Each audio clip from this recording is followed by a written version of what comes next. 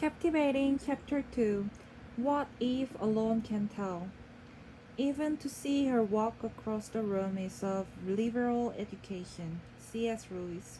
Suddenly I turned around and she was standing there with silver bracelets on her wrists and flowers in her hair. She walked up to me so gracefully and took my crown of thorns.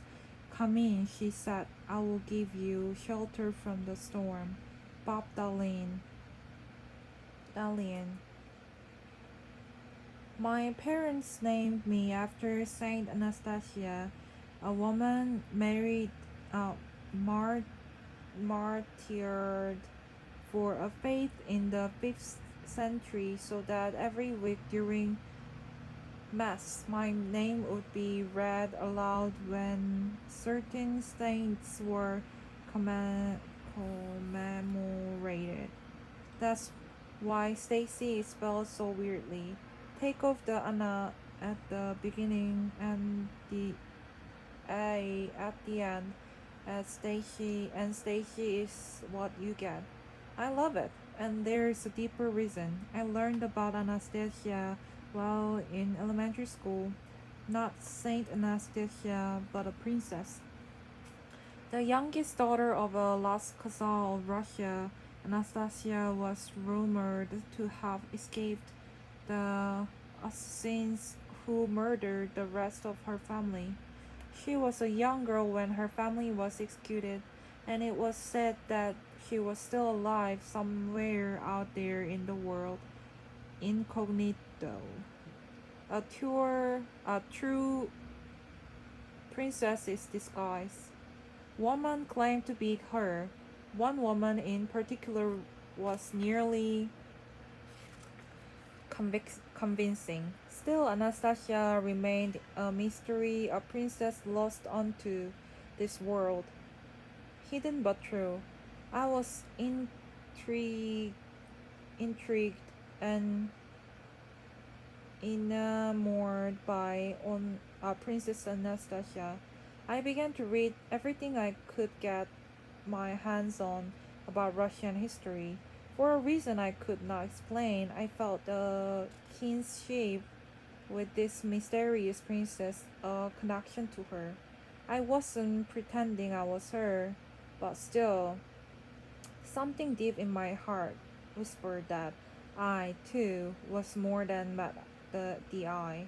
Perhaps I, too, was a part of a royalty, but my position had been lost. Perhaps I, too, was in disguise. My heart quickened at the thought of being a woman who was once a true princess. I don't think I am alone in this. Have you ever wondered why the Cinderella story keeps haunting us? Not only it is a perennial favorite of little girls, women love it too. Think of all the movies made along its themes, movies like Pretty Woman, Ever After, a Cinderella Story, Made in Manhattan, and Enchanted. Why is this nation a notion of a hidden princess and a prince who comes to find her so enduring? Is there something in our hearts that is trying to speak to us? Is it just fantasy escapism? Or is there something more? The desire of a woman's heart and the realities of a woman's life seen an ocean apart. Oh, we long for romance and an irreplaceable role in a great story. We long for beauty, but that's not the life we have. The result is a sense of shame. Having listened to the hearts of women for many, many years, both in the context of friendship and in the counseling office, we are struck by how deeply and universally women struggle with their self worth. I feel like a household appliance, one woman confessed to us. Now, this is not to say that men don't also wrestle with their sense of worth, but there is something deeper to this struggle for women, and far more universal. And there are reasons for it, reasons unique to Eve and her daughters. We were reminded to Pascal's metaphor that our unmet longings and unrequited requited desires are in fact the miseries of a dethroned monarch. Mankind is like a king or queen in exile, and we cannot be happy until we have recovered our true state. What would you expect the queen or a kingdom and the beauty of the realm of to feel when she wakes to find herself a laundress in a foreign land? A woman's struggle with her sense of worth points to something glorious she was designed to be. The great emptiness we feel points to the a great place we were created for. It's true.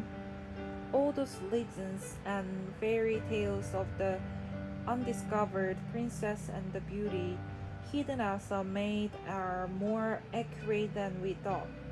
There's a reason little girls resonate with them so.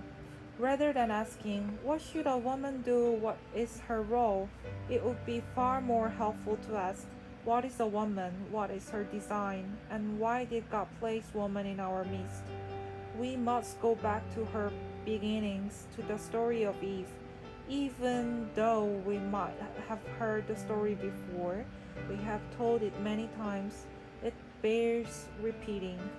We clearly haven't learned its lessons, for if we had, men would treat women much differently, and women would view themselves in far better light. So let us start there with light, with the dawn of the world.